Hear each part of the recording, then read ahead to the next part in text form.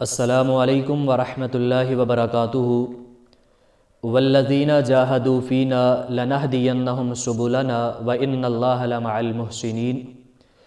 معزز ناظرین کرام، آج میں اللہ کی خاص توفیق سے مرکز صوت القرآن میں حضرت العلام مبلغ اسلام بہت ہی فاضل بھائی، پیارے بھائی مولانا محمد عثمان فاروقی صاحب کے پاس آیا ہوں۔ ماشاءاللہ ان کا یہ ادارہ دیکھ کے، لائبریری دیکھ کے اور دفتر دیکھ کے، سارا سسٹم دیکھ کے الحمدللہ ثم الحمدللہ اللہ کی خاص توفیق سے مجھے دلی جو ہے وہ مسرت محسوس ہو رہی ہے۔ یقین جانیں ایسے جو ادارے ہیں ان کی ملک پاکستان میں، آل ورلڈ میں بہت ہی اشد ضرورت ہے کہ جو صرف اور صرف اللہ کے دین کی سربلندی کے لیے کام کر رہے ہیں اور رسول اللہ صلی اللہ علیہ وسلم کی اس حدیث کا مصداق بن رہے ہیں کہ جس کے بارے میں اللہ کے نبی پاک علیہ الصلوۃ والسلام نے فرمایا تھا، من سلک طریقا یلتمس فیہ علما سہل اللہ لہ طریقا الی الجنہ، کہ جو اللہ کے دین کو سیکھنے کے لیے نکل پڑتا ہے اللہ تعالیٰ اس کے لیے تمام راستوں کو آسان کر دیتے ہیں، حتی الحیتان فی جوف الماء۔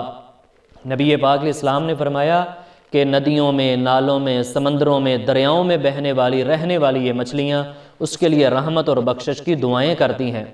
تو میری تمام اہل اسلام سے استدعا ہے کہ اللہ کے بندو، یہ 4 دن کی زندگی ہے، یہ ختم ہونے والی زندگی ہے، آپ دنیا کی لہو و لغویات کو چھوڑ کے اللہ کے دین کی سربلندی کے لیے اپنا کام کریں، اپنے بچوں کو دینی تعلیم سے آراستہ کریں، اور خصوصی طور پہ ضلع بہاول نگر اور اس کے ساتھ ساتھ چشتیاں کا جو علاقہ ہے، جتنے بھی گرد و نواح میں گاؤں جات ہیں، علاقہ جات ہیں، ان کے لیے میری استدعا ہے کہ آپ مرکز صوت القرآن مولانا محمد عثمان فاروقی صاحب ان کے ادارے کا ایک بار وزٹ کریں۔ میری اللہ تعالیٰ سے دلی دعا ہے کہ اللہ تعالیٰ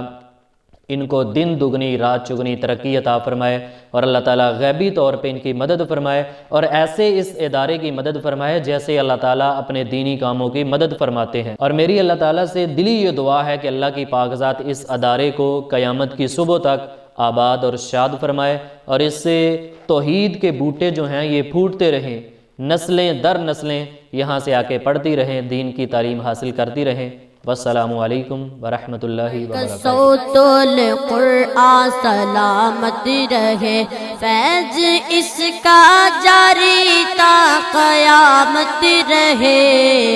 مرکز صوت القرآن سلامت رہے، مرکز صوت القرآن سلامت رہے۔